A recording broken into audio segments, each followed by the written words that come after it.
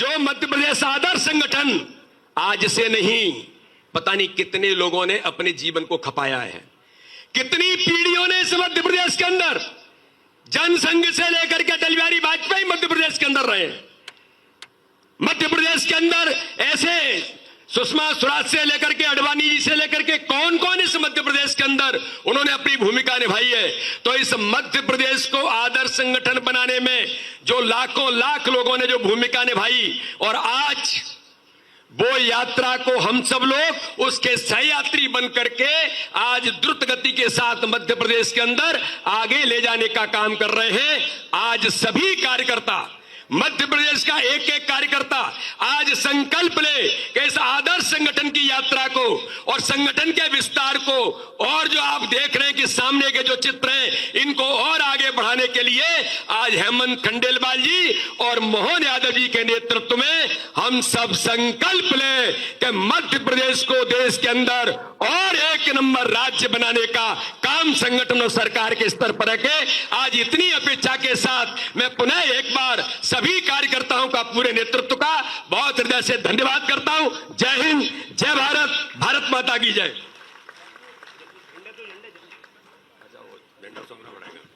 मैं निवेदन करूंगा आदरणीय निवृत्तमान प्रदेश अध्यक्ष विष्णुदत्त शर्मा जी से, वे वर्तमान प्रदेश अध्यक्ष आदरणीय हेमंत खंडेलवाल जी को पार्टी का ध्वज सौंपें। ये ध्वज की यात्रा लगातार जारी रहेगी। मैं इस आग्रह करूंगा कि उनका पटका उड़ा करके भारतीय जनता पार्टी के ऐसे पटके के साथ उनका स्वागत करें।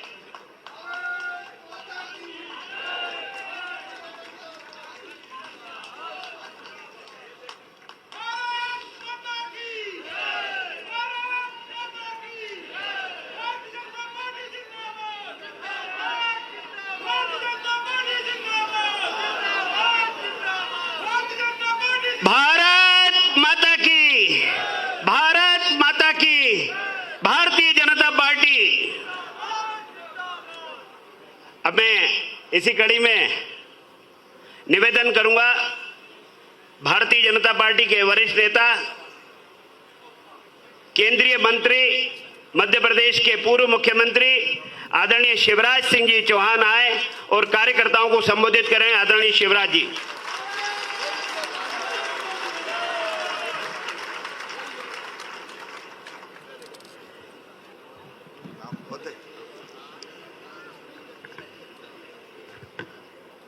बोलिए भारत माता की। ऐसे नहीं, अब हेमंत अध्यक्ष है। भारत माता की, भारत माता की। मंच पर विराजमान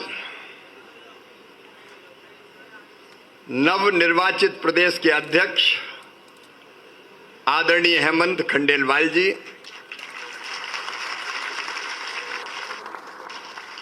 और संगठन पर्व के महायज्ञ को जिनने पूर्णाहुति दी है, ऐसे हमारे वरिष्ठ नेता, केंद्रीय मंत्री, कल बार बार कह रहे थे और कोई है, लेकिन आज उनके शुभ हाथों से ये हमारा संगठन पर्व पूर्ण हुआ है। आदरणीय धर्मेंद्र प्रधान जी,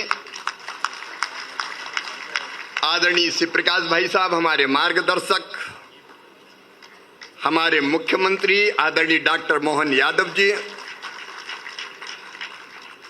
आदरणीय अजय जामवाल जी, निवृत्तमान अध्यक्ष जिनके नेतृत्व में अनेकों सफलताएं हमने अर्जित की हैं, आदरणीय विष्णुदत्त शर्मा जी, हमारे वरिष्ठ आदरणीय कप्तान सिंह जी, आदरणीय सत्यनारायण जटिया जी, आदरणीय जगदीश जी।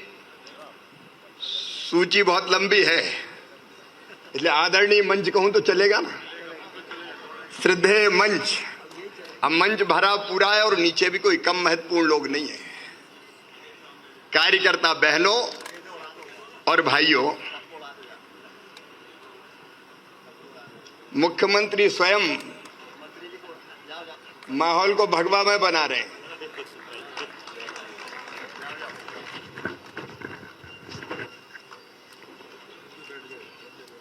मौसम भी सुहाना हो गया है। शीतल मंद सुगंध पवन बह रही है और इंद्रदेव ने भी आशीर्वाद की वर्षा की है। हेमंत जी अब अपने नव निर्वाचित अध्यक्ष हैं, लेकिन उसके पहले मैं आदरणीय वीडी शर्मा जी को और उनकी टीम को हृदय से धन्यवाद देना चाहता हूं, बधाई देना चाहता हूं। उनके नेतृत्व में उन पूरी टीम ने जो काम किया, अद्भुत सफलताएं अर्जित की। विधानसभा के चुनाव, लोकसभा के चुनाव, चुनाव पे चुनाव, उसके पहले उपचुनाव, तो सब में हम विजय हासिल करते हैं। सरोज जी भी बैठी है, क्षमा करें। हमारे हितानंद जी अनेकों सफलताएं अर्जित की है। मैं उनको सफलतम कार्यकाल के लिए बहुत बहुत बधाई देता हूं। और हेमंत जी, जैसा धर्मेंद्र जी कह रहे थे, सहज, सरल, थोड़े संकोची, सद्भावी, शिष्टाचारी, सचरित्र, कर्मठ, जो काम सौंप दिया उसको पूरे मनोयोग से पूर्णता प्रदान करने वाले वर्षों पुराने कार्यकर्ता आपने। और अभी तक अधिकांश समय पर्दे के पीछे रह के जो काम सौंप दिया जाता, उसको बेहतर ढंग से संपादित करने का काम करते हैं। 2008 में जब हमने फैसला किया कि उनको उपचुनाव लड़ना है लोकसभा का, तब मुझे 3 बार मना करने आए, नहीं रहने दो आप, नहीं रहने दो आप। लेकिन हमने कहा नहीं, उस समय संगठन ने तय किया कि हेमंत खंडेलवाल ही चुनाव लड़ेंगे। लोकसभा के लिए निर्वाचित हुए उपचुनाव में, और नर्मदापुरम के लिए तो अगर कभी भी कोई संभाग के लिए काम सौंपना होता, कोई चुनौती आती और जरूरत पड़ती कि इस समस्या का निदान कौन करे, समाधान कौन करे, तो हम लोगों को एक ही नाम ध्यान में आता था, श्री हेमंत खंडेलवाल। और चुनाव के तो वो बैतूल लोकसभा जिसमें हरदा भी आता था, परमानेंट ही प्रभारी, जब जरूरत पड़ी भेज दो।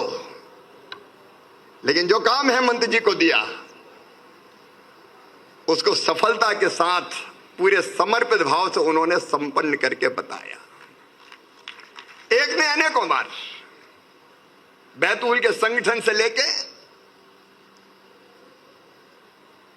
बैतूल के जिलाध्यक्ष से लेके अलग अलग काम उन्होंने किए। वो विधायक भी रहे, और विधायक के नाते भी तब मैं मुख्यमंत्री था।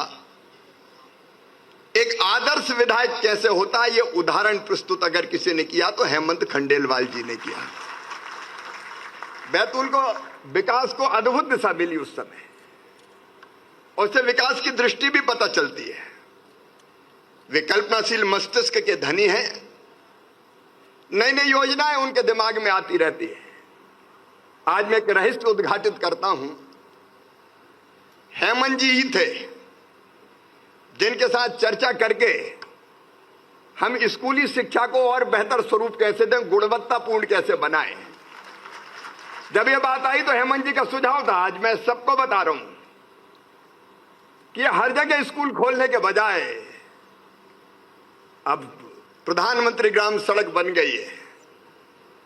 गांव गांव में हाई स्कूल, हायर सेकेंडरी के बजाय अगर बीच में एक गांव में बहुत अच्छा स्कूल गुणवत्तापूर्ण खोलें, और अगल बगल के गांव 20, 25, 30 के, वहां के बच्चे भी बस से बैठ बैठ के उसी स्कूल में आ जाएं, वहां अच्छा इंफ्रास्ट्रक्चर, वहां लैब, वहां खेल का मैदान, प्लेग्राउंड, वहां लाइब्रेरी, सारी सुविधा हो और गुणवत्तापूर्ण शिक्षा हो, तो गरीब बच्चों को भी बेहतर शिक्षा मिल पाएगी।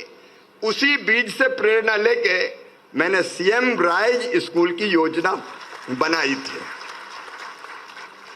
और शिक्षा की गुणवत्ता का में सीएम राइज स्कूल का अभूतपूर्व योगदान है। ऐसी अनेकों चीजें कही जा सकती है, लेकिन मैं उसके विस्तार में नहीं जा रहा। लेकिन एक और अत्यंत महत्वपूर्ण काम, कोष की देखभाल कौन करे? मामला बेहद संवेदनशील होता है।